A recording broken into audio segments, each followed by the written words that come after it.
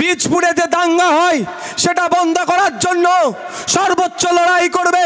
বীজপুরে দাঙ্গা কিন্তু মানুষ করতে চায়নি, কিছু রাজনৈতিক কারবারিরা তারা তাদের রাজনৈতিক ফায়দা লোটার জন্য সাধারণ মানুষের মধ্যে লড়াই লাগিয়ে দিতে চায়। সেটা বন্ধ করার জন্য বলিষ্ঠ কণ্ঠে জামির ভাই পার্লামেন্টে এমন স্লোগান দেব, অর্জুন বাবুকে কাঁপিয়ে দেব, পার্থ দাকেও কাঁপিয়ে দেব। হ্যাঁ, স্লোগান হবে, শুরু হবে, স্লোগান শুরু হবে, স্লোগান শুরু হবে। ইনকলাব, ইনকলাব, ইনকলাব, ISF, ISF, Indian Secular Front, Indian Secular Front, Indian Secular Front. এই চোরেদের সরকার, এই ডাকাতদের সরকার, এই চাকরি চোরের সরকার, এই ফ্যাসিবাদী সরকার, এই বিভাজনের সরকার, এই বিভাজনের সরকার আগামী মে মাসের 20 তারিখ আসছে দিন, মে মাসের 20 তারিখ আসছে দিন, মে মাসের 20 তারিখ আসছে দিন। মে মাসের 20 তারিখে আপনারা আমাদের ইন্ডিয়ান সেকুলার ফ্রন্ট তথা খামচিহ্নের প্রার্থী অ্যাডভোকেট জামির সাহেবকে পার্লামেন্টে পাঠান। একইভাবে এই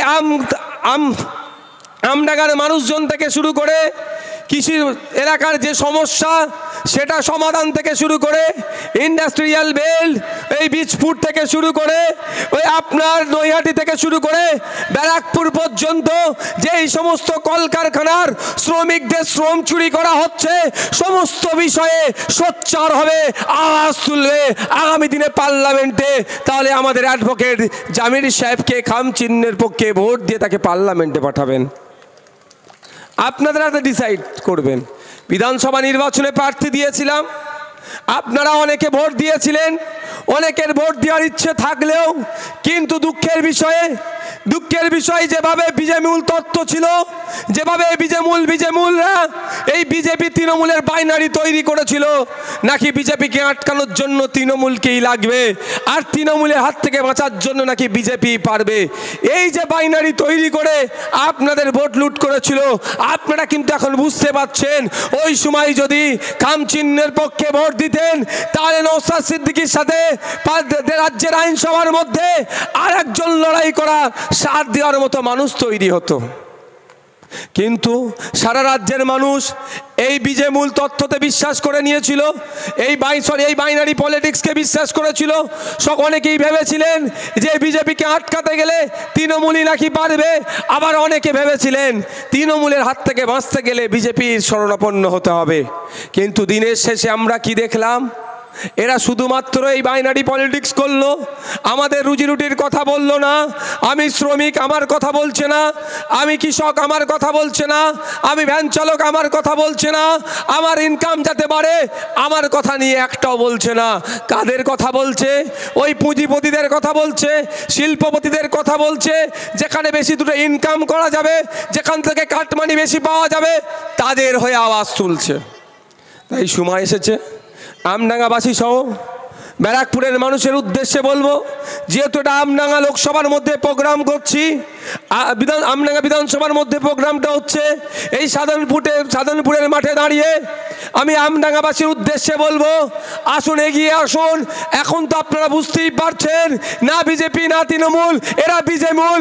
এই শক্তিকে পরাস্ত করতে হবে, বিজেমূলকে বাংলা থেকে বিতাড়িত করতে হবে, বাংলা থেকে বিতাড়িত করে পার্লামেন্টে ব্যারাকপুর থেকে ইন্ডিয়ান সেকুলার ফ্রন্টকে পৌঁছাতে হবে। তাই তো নাকি ভাই? এই তাই রাজি আছেন তো নাকি ভাই? যারা এসেছেন রাজি আছেন তো নাকি?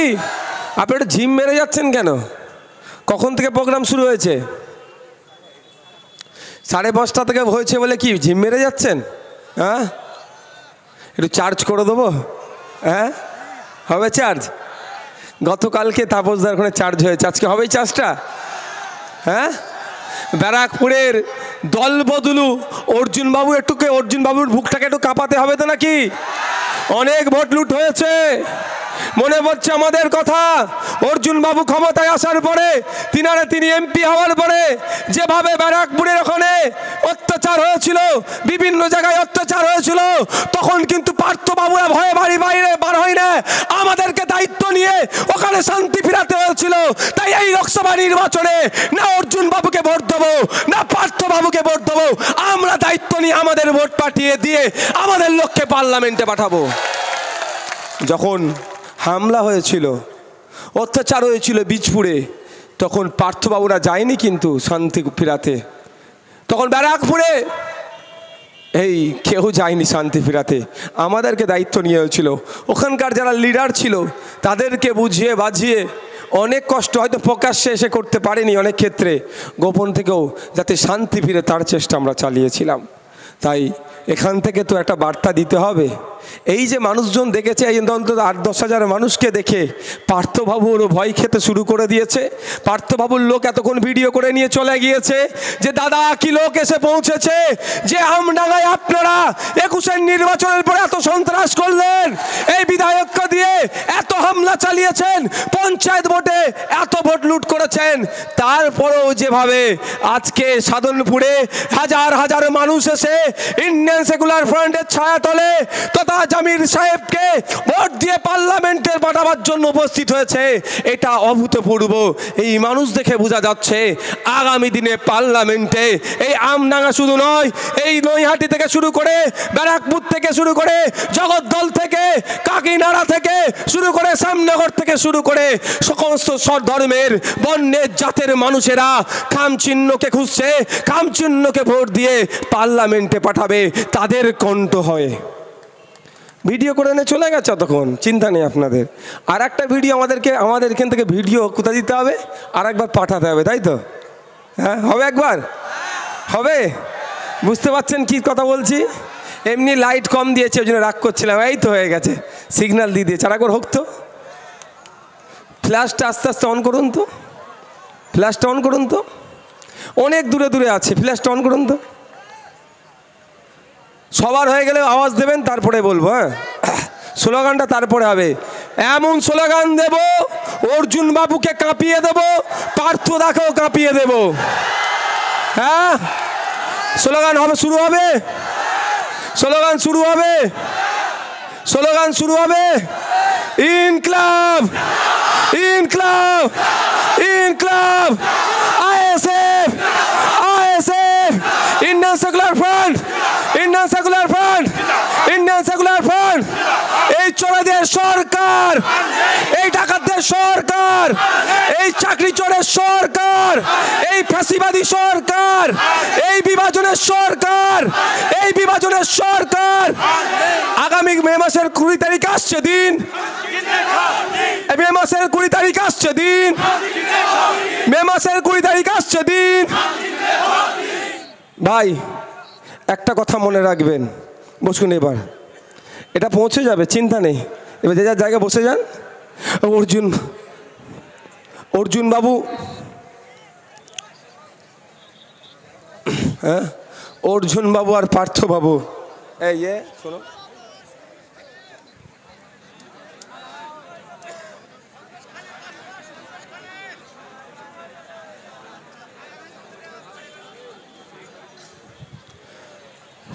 অর্জুন বাবু পার্থবাবু তারা বুঝতে পারছে আর বোকা বানিয়ে রাখা যাবে না। আমার কাছে একটা কাগজ আছে, আমার কাছে একটা কাগজ আছে, আপনাদের বলে রাখি এই সমস্যার সমাধান করা দরকার। আমি বিগত দিনে আওয়াজ দিয়েছিলাম, আমার এখানকারের যে 20,000 অত্যাচারিত লাঞ্ছিত মা বাপ ভাইয়েরা বুঝতে পারেনি, আমাদের ডাকে সাড়া দেয়নি। তাই আমরা এই আওয়াজটা সেই অর্থে দেশের এই থাক থাক বসো বসো এখানে বসো, এই বসো বসো, রাজ্যের আইনসভায় পৌঁছাতে পারেনি। সময় এসেছে, যে সমস্যা হচ্ছে, ন্যাশনাল হাইওয়েটা এক্সটেন্স হচ্ছে জানেন তো, চওড়া হচ্ছে জানেন তো। এই চওড়া 2013 সালে একটা আইন বেরিয়েছে, ন্যাশনাল হাইওয়ের এক্সটেন্ড করার জন্য, এক্সটেনশন হওয়ার জন্য, ক্ষতিপূরণের জন্য নতুন একটা অ্যামেন্ডমেন্ট হয়েছে, আইনকে সংশোধন করেছে। ক্ষতিপূরণটা অনেক বেশি দিচ্ছে, মফস্বল এলাকার ক্ষতিপূরণ এবং শহর এলাকার ক্ষতিপূরণ অনেক বেশি দিচ্ছে। কিন্তু এখানে আপনাদের এলাকায় বলছি, আপনাদের এলাকার যে নদিয়া জেলা শেষ হচ্ছে তারপর থেকে দেখবেন যাদের জমি গিয়েছে বা অনেকে জমি নেবে বলেছে তারা সেই অর্থে ক্ষতিপূরণ পাচ্ছে না। কিন্তু নদিয়া জেলা দেখুন অলরেডি রাস্তা এক্সটেনশন হয়ে গিয়ে কত সুন্দর চওড়া হয়ে গিয়েছে। ওখানে কেউ আত্মীয় থাকলে জিজ্ঞাসা করবেন, যার 1 কাঠা জায়গা পড়েছিল তার কম করে 7-8 লাখ টাকা ক্ষতিপূরণ পেয়েছে। আর এখানে যারা 8-10 কাঠা জায়গা পড়েছে তাদেরকে ক্ষতিপূরণ 30-40 হাজার টাকা দিয়ে তাড়িয়ে দেওয়ার চেষ্টা হচ্ছে। বুঝতে পেরেছেন? কিন্তু national highway authority of India সবার জন্য তো ক্ষতিপূরণ সমান করেছে। নদিয়া জেলার জন্য ক্ষতিপূরণ বেশি, এই উত্তর 24 পরগনা জেলার জন্য, আমডাঙ্গা এলাকার মানুষের জন্য ক্ষতিপূরণ কম, এই ধরনের কিছু তো ব্যাপার নাই ভাই। তাহলে হচ্ছেটা কি? আমার কাছে যতটুকু খবর আছে, আমি বিভিন্ন অফিসারদের সাথে কথা বলি, সমস্ত দলের দল বলা আমার ভুল হবে, সরি টু সে, আমি এটা তুলে নিচ্ছি এখানে। সমস্ত কি রাজ্য সরকারের আন্ডারে যে সমস্ত অফিসাররা আছে বা কেন্দ্র সরকারের আন্ডারে যে সমস্ত অফিসাররা আছে, যে সমস্ত তাদের মধ্যে যে অফিসারদের সাথে আমি কথা বলেছি, এখনও পর্যন্ত এমন কোনো অফিসারকে পেলাম না যে আমার যে জিনিসটা জানতে চেয়েছি তার আমাকে উত্তর দেয়নি। বরঞ্চ আমি যখন যে বিষয় জানতে চেয়েছি ওরা আরও উৎসাহিত হয়ে আরও বেশি ডেটা আমাকে দিয়েছে। আমি ডেটা তুলে দেখেছি নদিয়া জেলার 1 কাঠা জমির ওপরে প্রায় 7-8 লাখ টাকা ক্ষতিপূরণ পাচ্ছে, আর এখানে 30-40 হাজার টাকা দিয়ে নিয়ে নেওয়ার চেষ্টা হচ্ছে। আমি জানতে চেয়েছি অফিসারদের কাছে যে এটা হওয়ার কারণটা কি। তাহলে কি নদিয়া জেলাকে ওই ভারত সরকার বেশি ভালোবাসে আর এই জেলাকে কি কম ভালোবাসে? বললো সাহেব ওই রকম কোনো ব্যাপার নয়, খোঁজ নিয়ে দেখুন সাহেব, আপনাদের এই উত্তর 24 পরগনা জেলার টাকাটা ডিএম অফিসে এসে পৌঁছে গিয়েছে। ওখানকার কিছু আধিকারিক আর লোকাল যারা আছেন অফিসিয়ালস থেকে শুরু করে যারা জনপ্রতিনিধি, ওই এমএলএ গোছের যারা আছেন, ওই এমপি গোছের যারা আছেন, তারা দেখুন মধ্যখান থেকে কাটমানি খাচ্ছে। বুঝতে পারছেন কি বলছি? এই যে কাটমানিটা খাচ্ছে, এটাকে বন্ধ করতে হবে। তো আমরা এখানে চিৎকার করছি, ঠিক কথা, আমরা এখানে চিৎকার করব। আমডাঙ্গার যে প্রায় 20,000 মানুষ ক্ষতিগ্রস্ত হচ্ছে, দেশের সরকার তাদের ক্ষতিপূরণের ব্যবস্থা করে দেওয়ার পরেও কেন ক্ষতিপূরণ পাচ্ছে না? এখান থেকে তো আওয়াজটা তুলবো। আমরা চাইছি এই আওয়াজটা শুধুমাত্র আমডাঙ্গায় সীমাবদ্ধ রাখবো না, পশ্চিমবাংলাতে সীমাবদ্ধ রাখবো না। যেখানে দেশের আইন তৈরি হয় সেই আইনসভার মধ্যে অ্যাডভোকেট জামিরকে পাঠিয়ে এই আওয়াজটা তুলবো। আমডাঙ্গার 20,000 মানুষের সাথে যে ইনজাস্টিস হচ্ছে, তাদের যে ক্ষতিপূরণ লুট হয়ে যাচ্ছে, সেই বিষয়টা সেখানে গিয়ে আমরা তুলতে চাই। তোলার যদি আপনারা সুযোগ দেবেন তো নাকি ভাই? যাদের টাকা, যাদের জমি চুরি হয়ে যাচ্ছে, এই 20,000-এর মতো মানুষ, তাদের কাছে অনুরোধ করব, আসুন। অর্জুন সিংকে আপনারা অনেক ভোট দিয়েছিলেন। অর্জুন বাবু ওখানে গিয়ে হিন্দু মুসলমানের রাজনীতি করেছে। অর্জুন বাবু ওখানে গিয়ে যাওয়ার পরে মাইকে আজান বন্ধ কিভাবে করা যায় তার জন্য পলিটিক্স করেছে। মনে নেই আপনাদের? আরে অর্জুন বাবু যখন তৃণমূলে ফিরে এসেছিল, সাথে করে নিয়ে যারা চামচাগিরি করেছিল, মুসলিম মহল্লায় ঢুকেছিল, মাইকের আওয়াজ তখন অর্জুন বাবুর কানে হয়তো ঢোকেনি, কিন্তু মামলাটা তুলে নেওয়ার জন্য আপনার এলাকার বিধায়ক একটাও শব্দ খরচ করেনি। ওকেও ছাড়াবে না, ওকেও ছাড়াবে নাকি? ওনাকেও ছাড়াবে না। সাথে করে নিয়ে খুব ঘুরছিল না? ও বাটা তো আমডাঙ্গাতে এসে বেশি ঘুরঘুর করেছে। আর কোন জায়গায় জায়গা পেয়েছিল? শুধু আমাদেরকে বোকা বানিয়েছে, আমডাঙ্গাবাসীকে বোকা বানিয়েছে শুধু। ও ভালো লেগেছে তৃণমূল ছেড়ে, বিজেপি ছেড়ে তৃণমূলে আসতে পেরেছে, তাই ধরে নিলাম। কিন্তু এখন কি বলছে? রাষ্ট্রপতি নির্বাচনের সময় 2টো ভোট ক্রস চিহ্ন হয়েছিল, তাই তো? একটা ছিল অর্জুন বাবু, আর একটা শুনলাম নাকি দেবদা, ঘাটালে তৃণমূলের। বকলমে তারা বিজেপিকে সুবিধা করছে তো আমি তাও ধরে নিলাম। অর্জুন বাবু যখন তৃণমূলে আসলো, মমতা ব্যানার্জির কি উচিত ছিল, এই অর্জুন তুমি কি আপনি কেসটা তুলে নেন হাইকোর্ট থেকে? তুলেছে? তুলেছে? কারণ মমতা ব্যানার্জিও মনে প্রাণে চাইছে যে এদেরকে যতটা ভয় দেখিয়ে রাখতে পারবো ততটাই এদের কাছ থেকে লুটতে পারবো, এদের ছেলের মেধাগুলোকে 20 লাখ 30 লাখে বিক্রি করব, আমার কিছু করতে পারবে না। যেই করতে চাইবে বলবে বিজেপি এসে যাচ্ছে, বিজেপি এসে যাবে বলে ভয় দেখিয়ে রেখে দেবে। এই ভয়টা কাটিয়ে আমাদেরকে উঠতে হবে। আজকে অর্জুনবাবু মিষ্টি মিষ্টি কথা বলছে না, আবার আমডাঙ্গার দিকে ঘুরঘুর করছে, আবার নৈহাটিতে গিয়ে ঘুরঘুর করছে। ও আর হতে দেওয়া যাবে না। অর্জুন বাবুকে লাল কার্ড দেখিয়ে কোথায়, মাঠের বাইরে শুধু নয়, লাল কার্ড দেখলে কোথায় থাকতে হয় জানেন? ও রিজার্ভ বেঞ্চও বসতে পারে না, নিচে ওদের ড্রেসিং রুমে চলে যেতে হয়। আমরা লাল কার্ড দেখিয়ে অর্জুন বাবুকে ও ড্রেসিং রুমে পাঠিয়ে দেবো, হবে তো নাকি? আর পার্থবাবু তো উনি তো মিস কলের এমএলএ, উনি এখন মিস কল দেওয়া আছে ওনাকে। কি মিস কলটা আপনাদের জানিয়ে রাখি, ন্যাশনাল হিউম্যান রাইটস কমিশন ওনাকে নটোরিয়াস ক্রিমিনাল বলেছে, তাই তো? ভোট পরবর্তী যে হিংসা হয়েছিল, মানুষের ওপরে যে অত্যাচার হয়েছিল, মানুষকে যেভাবে মারধর করেছিল এই আমডাঙ্গাতে, এই নৈহাটিতে, এই বীজপুরে, এই কাকিনাড়াতে, এই ব্যারাকপুরে, যেভাবে সাধারণ মানুষের ওপরে এই পার্থবাবুদের দলের পক্ষ থেকে পার্থবাবুরা দায়িত্ব নিয়ে, এই রফিক বাবুরা দায়িত্ব নিয়ে যে হামলা চালিয়েছিল, তারপরে কিন্তু কোর্টের মাধ্যমে ন্যাশনাল হিউম্যান রাইটস কমিশন তাকে নোটোরিয়াস ক্রিমিনাল বলেছে, যে কোনো মুহূর্তে ধরে কিন্তু জেলের মধ্যে রাখতে পারে। এ তো মিস কলের এ তো মিস কল দিয়ে রেখেছে একে। আগামী দিন আপনার ভোট নেবে, আপনার ভোট নেবে, নেওয়ার পরে ভালো করে বুঝবেন তৃণমূলের সাথে কিন্তু কংগ্রেসেরও জোট নেই, তৃণমূলের সাথে বিজেপিরও কিন্তু প্রকাশ্যে জোট নাই, দুটো দলের সাথে প্রকাশ্যে জোট নাই। এখন দুটো সরকারের মধ্যে কোনো একটা সরকার ক্ষমতায় আসার সম্ভাবনা প্রবল।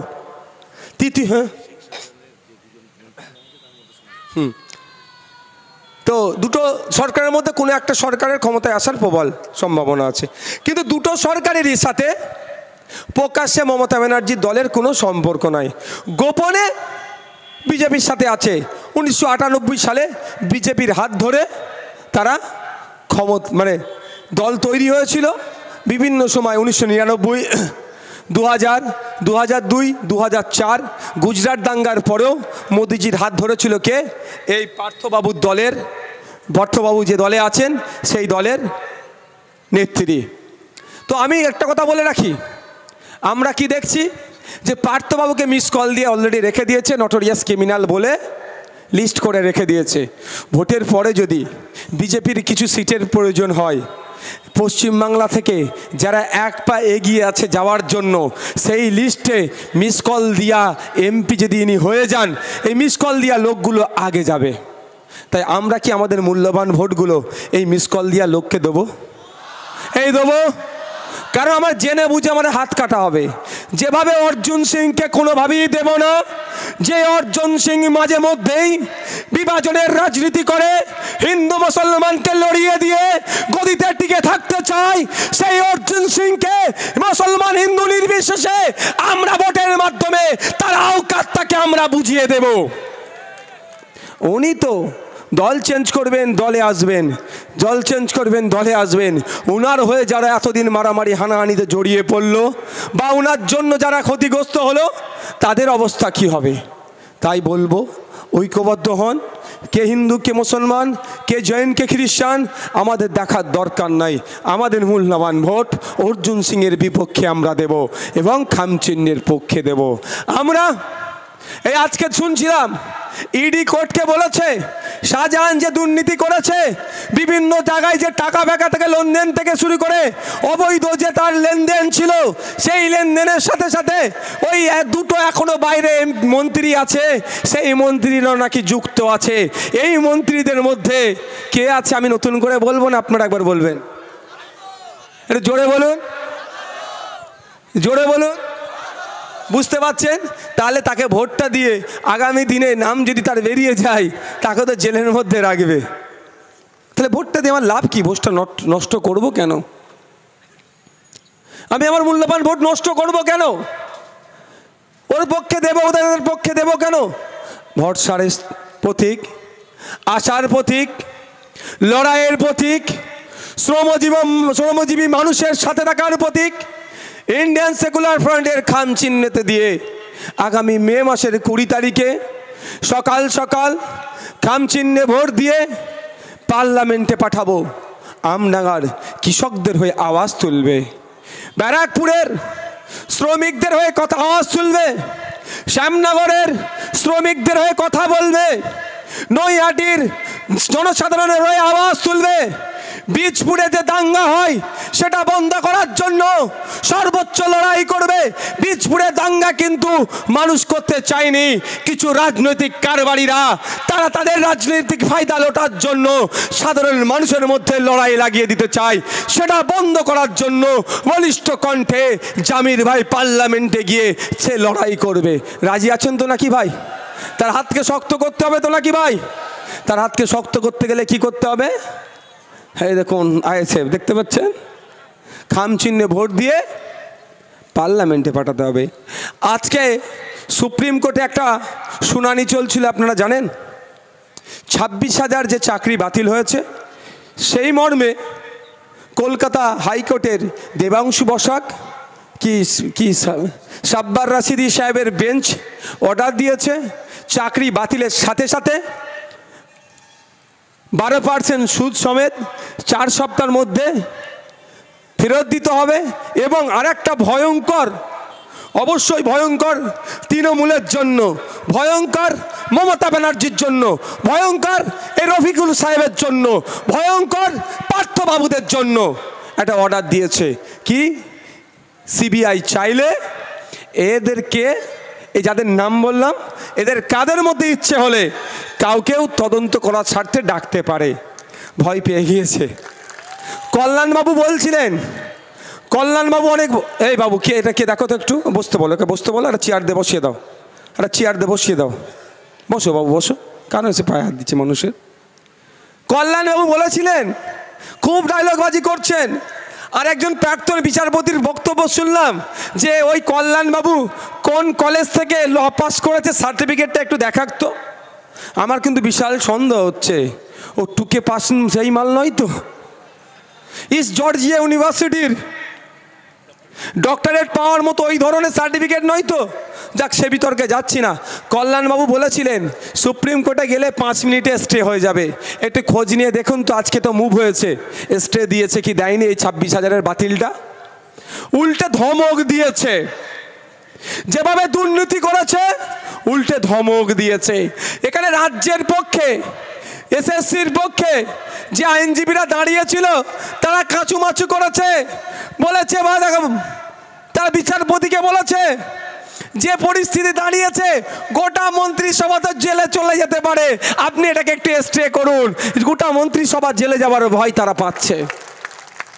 আজকে বলেছে, আমি বলিনি, রাজ্যের তথা এসএসসির পক্ষে যারা আইনজীবী দাঁড়িয়েছিল একটু খোঁজ নিয়ে দেখুন।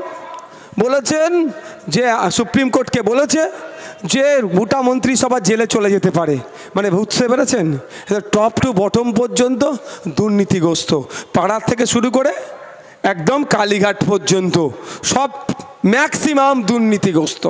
তাই এদের হাত থেকে ব্যারাকপুরকে বাঁচাতে হবে, এদের হাত থেকে বাংলাকে বাঁচাতে হবে। আর যে দিল্লি সরকার যারা চালাচ্ছিলেন, যারা বিভাজনের রাজনীতি করে, মানুষে বিভেদ করে ক্ষমতায় টিকে থাকতে চায়, যাদের সময়ে দলিতরা সব থেকে বেশি আক্রান্ত হয়েছে, এই বিজেপির 10 বছরে দলিত সমাজের মা বাপ ভাইয়েরা সব থেকে বেশি আক্রান্ত হয়েছে। এই 10 বছরে আদিবাসী ভাইয়েরা সব থেকে বেশি আক্রান্ত হয়েছে।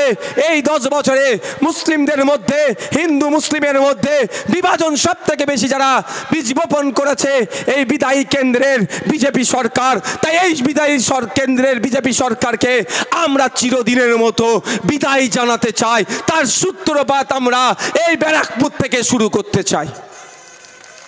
হবে তো নাকি ভাই? কারো ভয়, কারো কথায় ভয় পাবেন নাকি? কি বলছে বিজেপি এসে যাবে? আমি ধরেই নিলাম বিজেপি এসে যাবে। বিগত 5 বছরের মধ্যে 3.5 বছর তো বিজেপি ছিল এমপি এতে, ছিল তো নাকি ভাই? হ্যাঁ, ভুল বলছি নাকি? তাহলে আবার বিজেপির ভয় দেখাবে, আবার বিজেপির ভয় দেখাবে। ব্যাপারটা হচ্ছে তৃণমূলের কাছে এই রফিকার রহমান সাহেব, রফিকার রহমান তো নাকি, এই রফিকার বাবুদের কাছে কোনো ইস্যু নাই। একটা ইস্যু বলুক যে এই কারণে, এই গলাটা তো টানছে কেন ভাই, গলাটা খুব টেনে নিচ্ছে তো, একটু কমাও, গলায় লাগছে। এই রফিকার বাবুদের কাছে, এই পার্থ বাবুদের কাছে এমন একটা ইস্যু নাই যে ইস্যুটা দেখিয়ে বলবে ভোটটা আমাকে দাও, কারণ সবটাই ফেল হয়েছে। 2011 সালের আগে মুসলমানকে বাঁচাতে এসেছিল, শিক্ষা, স্বাস্থ্য, কর্মসংস্থানে মুসলমানদের অবস্থা তলনিতে, মুসলমানদেরকে উদ্ধার করতে হবে। আদিবাসীদের অবস্থা খারাপ, দলিতদের অবস্থা খারাপ, মতুয়াদের অবস্থা খারাপ, এদেরকে উদ্ধার করতে হবার নামে কি করেছিল, ভোটটা চেয়েছিল। আর এই 13 বছর হয়ে যাচ্ছে, তা এখন পরিস্থিতি কি, আরও তলনিতে। তো ভোট চাওয়ার কোনো জায়গা নাই। আমডাঙ্গায় এসে এটাই বলবে ভোটটা আমাকে দাও, বিজেপিকে আটকাতে হবে। আমডাঙ্গায় এসে বলবে শুধুমাত্র বিজেপির ভয় দেখিয়ে ভোটটা চাইবে, আর অন্য কোনো ইস্যু নাই। আপনারা জবাব দেবেন, এই ভয় দেখিয়ে ভোট লুট তোমরা করেছো। বা 1952 সাল থেকে এই ব্যারাকপুরের মানুষেরা, এই আমডাঙ্গার মানুষেরা কন্টিনিউয়াসলি ভোট দিয়ে যাচ্ছে, পরস্পর ভোট দিয়ে গিয়েছে, 17 বার পার্লামেন্টে পাঠিয়েছে। আমডাঙ্গার কৃষক থেকে শুরু করে, এই ব্যারাকপুরের আপনার শ্রমজীবী মানুষ থেকে শুরু করে, ডেলেবার থেকে শুরু করে, চট শিল্পে, বস্ত্র শিল্পের সাথে যারা যুক্ত আছে সেখান থেকে শুরু করে, তাদের মিনিমাম ওয়েজেস ঠিকঠাক করে পাচ্ছে না, কৃষকরা তাদের অধিকার পাচ্ছে না। কিন্তু ভোট আসছে, ভোট যাচ্ছে, বাবুরা নেতা হয়ে দিল্লি যাচ্ছে, আর দিল্লি থেকে আসছে, সাধারণ মানুষ লাভবান হচ্ছে না। 17 বার এমপি করে আপনারা পার্লামেন্টে পাঠিয়েছেন। আপনারা মানে আপনার দাদু 1952 সাল থেকে ভোট দিয়ে পার্লামেন্টে পাঠাচ্ছেন এই ব্যারাকপুরের মানুষেরা, আমডাঙ্গার মানুষেরা। কারণটা কি, আমি কৃষক, আমার হয়ে দুটো কথা বলবে, দেশের আইনসভার মধ্যে যাবে, গিয়ে আমাদের হয়ে আইন তৈরির কথা বলবে। আপনাদের একটু জানা দরকার এই এমপির কাজ কি। আপনারা অনেকে একটু জানেন বা অনেকে জানেন না, আপনারা জ্ঞাতার্থে একটু জানিয়ে দিই। একটা এমপির কাজ হচ্ছে, সর্বপ্রথম কাজ হচ্ছে এই ব্যারাকপুর লোকসভার মধ্যে টোটাল এলাকার কি সমস্যাগুলো আছে সেইগুলোকে চিহ্নিত করা, সেগুলোকে চিহ্নিত করে পার্লামেন্টে গিয়ে যেই সরকারে থাকুক না কেন, যেই বিরোধীতে থাকুক না কেন, স্পিকার স্যারের মাধ্যমে কনসার্ন ডিপার্টমেন্টাল মিনিস্টারকে জানানো। যেমন আগামী দিনে পার্লামেন্টে গিয়ে সর্বপ্রথম জামির ভাইয়ের কাজ কি হবে, এই আমডাঙ্গার 20,000 মানুষের যে জমি লুট হয়ে যাচ্ছে, তারা ক্ষতিপূরণ পাচ্ছে না, ওখানে যিনি কেন্দ্রীয় সড়ক মন্ত্রী আছেন, পরিবহন মন্ত্রী আছেন, তার কাছে যে হবেন, তার কাছে বলা যে পশ্চিম বাংলার এই আমডাঙ্গার, তার ব্যারাকপুর লোকসভার মধ্যে এই ন্যাশনাল হাইওয়ে যে এক্সটেনশন হচ্ছে, যার ক্ষতিপূরণ দেওয়ার কথা, ঠিক করে ক্ষতিপূরণ পাচ্ছে না, আপনার দপ্তর, আপনি সেটা জানকে ইনকোয়ারি করে যাতে ক্ষতিপূরণ ঠিক করে পৌঁছানো যায় তার ব্যবস্থা করুন। তারপরে কি হবে, মন্ত্রীর কাজ হবে এটা শুনে তার ডিপার্টমেন্টাল অফিসারের মাধ্যমে, যদি ডিএম এখানকার ডিএম টাকা খেয়ে থাকে, এসডিও টাকা খেয়ে থাকে, বিডিও টাকা খেয়ে থাকে, এমএলএ টাকা খেয়ে থাকে, পঞ্চায়েতের প্রধান টাকা খেয়ে থাকে, এটা তদন্ত করবে এবং সব কটার ঘাড় ধরে জেলের ভাত খাওয়াবে, পশ্চিমবাংলার প্রেসিডেন্সি জেল, না হলে তিহাড় জেলে তুলে নিয়ে গিয়ে 89 মতো ভাত খাওয়াবে। আর সাথে সাথে কি করবে, যাদের জমিগুলো এই হাইওয়ের জন্য পড়ছে, তারা যাতে 2013 অ্যামেন্ডমেন্ট অনুযায়ী ন্যাশনাল হাইওয়ের এক্সটেনশনের জন্য যে ক্ষতিপূরণ পায়, সেই ক্ষতিপূরণের চেক হাসি হাসি মুখে এই ভাইয়েরা নিয়ে বাড়ি ফিরবে। এটা হচ্ছে জামির ভাইয়ের কাজ থাকবে। জামির ভাইকে যদি আপনারা পার্লামেন্টে পাঠান, জামির ভাই পার্লামেন্টে গিয়ে, আপনি কৃষক, আপনার মাসিক গড়াই কেন 7,000 টাকার নিচে, তার আওয়াজ তুলবে। আপনারা যারা এখানকার মানুষ আছেন, আমার তো মনে হয় 75% মানুষ কৃষিকাজের সাথে যুক্ত, তাই তো নাকি ভাই? ভুল বলছি নাকি? কারণ এটা চাষিভূষি এলাকা। কিন্তু যতই আপনারা চাষ করেন না কেন, আমি আপনাদের বলে রাখছি, আপনাদের এখানকার গড় আয় হচ্ছে মাস গেলে বিলো 7,000 আপনাদের ইনকাম হয় বছরে। তাহলে কত? খুব বেশি হলে 84,000 টাকা। এই টাকায় চলবে? কিন্তু চালিয়ে নিতে হচ্ছে কেন? এই অর্জুনবাবু আজকে ভোট চাইতে আসলে প্রশ্ন করবেন, আমি কৃষক, আমার বিরুদ্ধে পার্লামেন্টে যখন বিল পাস হয়েছিল, যে বিলটাতে সেই ব্রিটিশ পিরিয়ডের মতো নীল চাষিদের সাথে ব্রিটিশরা যে দমনপীড়ন নীতি আনতো, নীল চাষিদেরকে মারধর করতো, চাষ করিয়ে শোষণ করে নিত, তোমার মোদি সরকার, তোমার প্রধানমন্ত্রী, তার প্রধানমন্ত্রী অর্থাৎ শাসক মিলে তোমরা যে বিল পাস করিয়েছিলে, আমাদেরকে শোষণ করার জন্য বিল পাস করিয়েছিলে, আমি কৃষক এখন তোমাকে আর ভোট দেব? তুমি আমার বিরুদ্ধে বিল পাস করিয়েছিলে, তোমার উচিত ছিল পার্লামেন্টে গিয়ে আমার বিরুদ্ধে বিল পাস হচ্ছে আমার পক্ষ নিয়ে কথা বলা।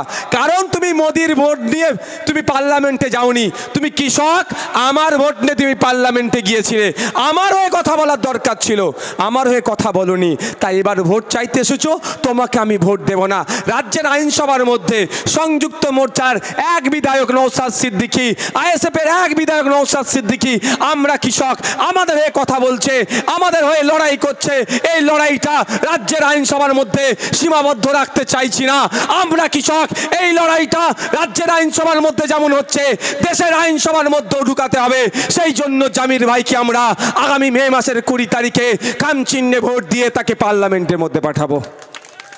আমি লড়াই কৃষকের জন্য রাজ্যের আইনসভায় করছি, এই লড়াইটা আমাদেরকে দেশের আইনসভায় পৌঁছাতে হবে।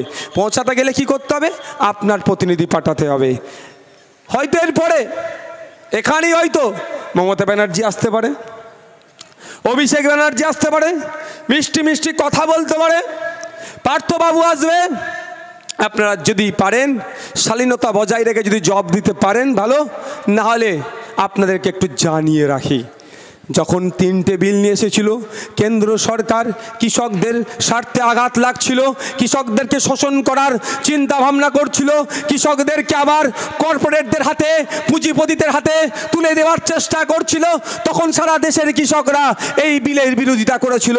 পশ্চিমবাংলার কৃষকরাও এই বিলের বিরোধিতা করেছিল, বিভিন্ন রাজনৈতিক দলের পক্ষ থেকে এই বিলের বিরোধিতা করেছিল, ইন্ডিয়ান সেকুলার ফ্রন্ট এই বিলের বিরোধিতা করেছিল।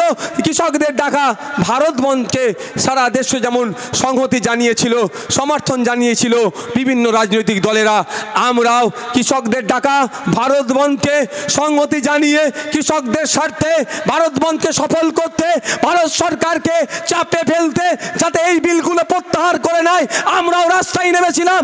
যখন আমরা রাস্তায় নেমেছিলাম, এই পার্থবাবুর দলের কিছু গুন্ডা মস্তান আমাদের উপরে, কৃষকদের উপরে আক্রমণ করে আমাদের বন্ধকে সফল হতে দেয়নি। তাই পার্থবাবুরা আগামী দিনে ভোট চাইতে এলে সর্বপ্রথম কৃষকরা বলবেন, ওই দিনকে আপনাদেরকে আমাদের পাশে পাওয়া যায়নি, ইন্ডিয়ান সেকুলার ফ্রন্ট কৃষকদের পাশে দাঁড়িয়েছিল, ভোটটাও কিন্তু ইন্ডিয়ান সেকুলার ফ্রন্টের পক্ষে যাবে, কোনো জোড়া ফুলের পক্ষে যাবে না। অপরন্ত জোড়া ফুল আমাদের উপরে আক্রমণ চালিয়েছিল। কৃষক ভাইরা হবে তো নাকি? আমি তো একটা জিনিস ভেবে পাই না, আমাদের আন্দোলনটা ছিল অর্জুন সিংয়ের বর্তমান দলের বিরুদ্ধে, অর্থাৎ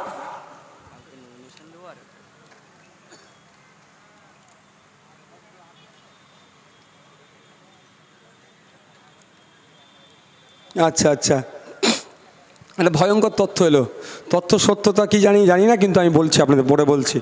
তো কি বলছিলাম ভুলে গেছি, কি বললাম? আমরা লড়াই আন্দোলন করছিলাম বিজেপির বিরুদ্ধে, বিজেপির বিলের বিরুদ্ধে লড়াই করছিলাম। মমতা ব্যানার্জির অত বুকটা তো চিনচিন করছিল কেন? মমতা ব্যানার্জির কষ্ট হচ্ছিল কেন? আমরা লড়াই করছিলাম অমিত শাহের বিরুদ্ধে, আমরা লড়াই করছিলাম মোদির বিরুদ্ধে, আমরা লড়াই করছিলাম শুভেন্দু অধিকারীর বিরুদ্ধে, আমরা লড়াই করছিলাম দিলীপ ঘোষের বিরুদ্ধে, আমরা লড়াই করছিলাম সুকান্ত মজুমদারদের বিরুদ্ধে। অভিষেক ব্যানার্জি, মমতা ব্যানার্জিদের এত কষ্ট হচ্ছিল কেন? আমরা তো ভারত বন্ধের ডাকে সমর্থন জানিয়েছিলাম বিজেপি সরকারের বিরুদ্ধে, কিন্তু মমতা ব্যানার্জির বুক চিনচিন করছিল কেন? হয়তো এই বার্তাটা দাদা ওপর থেকে দিয়েছিল, যদি পশ্চিমবাংলায় বন্ধ সফল হয় তাহলে তোমার ভাইপো গ্যারেজ হয়ে যাবে, এটা হতে পারে। সেই জন্য ওই রফিকার রহমান সাহেবেরা, পার্থবাবুরা তাদের গুন্ডা মস্তানকে লাগিয়ে আমাদেরকে বন্ধ সফল হতে দেয়নি। তাই আমরা কৃষকরা আমাদের বন্ধকে যিনারা সফল হতে দেয়নি, তারা কি একটাও ভোট পাবে ভাই? এই পাবে? এখানে একটা তথ্য হলো, একটা গোপন চিঠি আমাদের এলাকার যিনি বিধায়ক, তিনি নাকি অভিষেকবাবু মমতা ব্যানার্জির কাছে চিঠি লিখে পাঠিয়েছিলেন, অর্জুনবাবুর সুপারিশ পাঠিয়েছিলেন। যদি অর্জুনবাবুকে ব্যারাকপুর থেকে কন্টেস্ট করতে দেওয়া হয় তৃণমূলের পক্ষে, নাকি এখান থেকে 60,000-এর ওপর কাছে আশেপাশে লিড পাবে। বুঝতে পেরেছেন? তাহলে বিজেপির কত বড় এজেন্ট আপনার ঘরে বসে আছে। খারাপ লাগছে নাকি? এ তো বড় এজেন্ট বিজেপির। আমি তো একটা কথা বলি, 2019 সালের আগে বিজেপিকে আটকাতে হবে, বিজেপিকে আটকাতে হবে বলে রাজ্যে বিজেপিকে নিয়ে আসলো। 2021-এ বিজেপিকে আটকাতে হবে, বিজেপিকে আটকাতে হবে বলে আপনার পাড়াতে বিজেপিকে নিয়ে আসলো। 2024-এ যদি এখনও এই তৃণমূলের খাওয়া গ্যাস আমরা খেয়ে নিই, তাহলে কিন্তু আগামী দিনে আপনার বেডরুমে এই বিজেপিকে হাজির করে দেবে। আমি বলতাম, এই কাগজ কিন্তু তার প্রমাণ দিয়ে দিচ্ছে। আপনার ঘরে তো বিজেপি ঢুকে বসে আছে।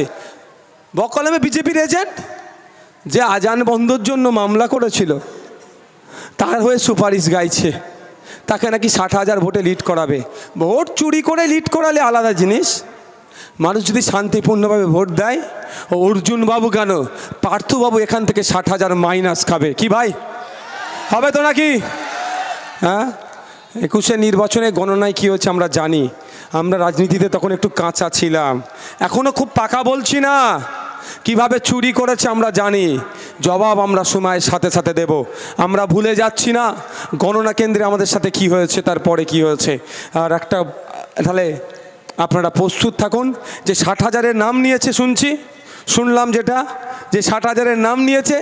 আমরা 60,000-এ অর্জুনবাবুকে মাইনাস দেব, 60,000 পার্থবাবুকে মাইনাস দিয়ে বলবো আমডাঙ্গা তথা ব্যারাকপুরে ও কোনো বিজেমূল কাজ দেবে না, কাজ হবে না।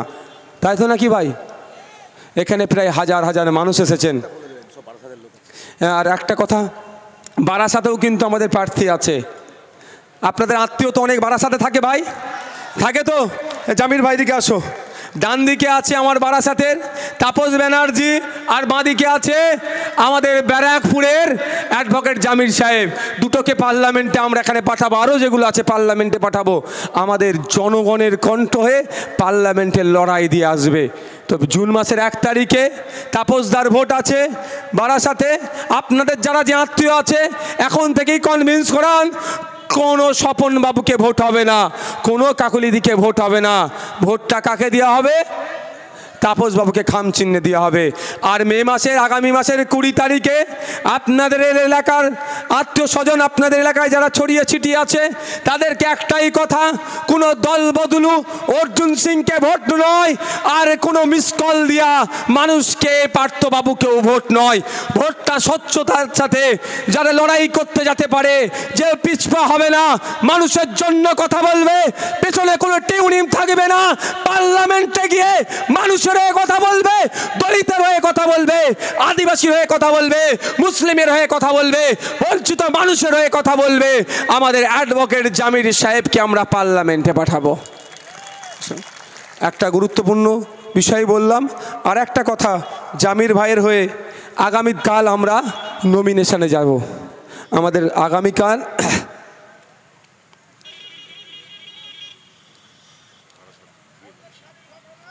আচ্ছা সন্দেশকালী,